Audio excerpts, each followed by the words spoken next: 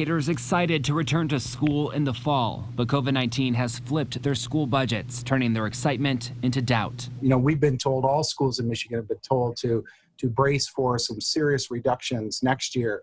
Grand Blanc Community School Superintendent CLARENCE GARNER says they could see drastic staffing and operational cuts. Here in Grand Blanc, we have just over 8,300 students. So, if we did some quick math and just said the reduction was going to be $600 per kid, we're looking at about a $5 million reduction for us here in Grand Blanc. Garner says cuts could look different closer to the school year. I think every superintendent is just at a loss in terms of what that will mean for their community in the fall, if all of that comes to fruition. Garner says some of the costs will be spent on COVID-19 prevention tactics, and there's the potential that it will throw a wrench even the way students are picked up from school. If we have to check temperatures as kids get on the bus, if we're only allowed to put one student in a seat on a bus instead of the two that we're allowed now, it's going to double those runs, right? So you're going to have increased costs. Garner also expects costs for plexiglass, sanitation, and potential costs to provide PPE to students and staff.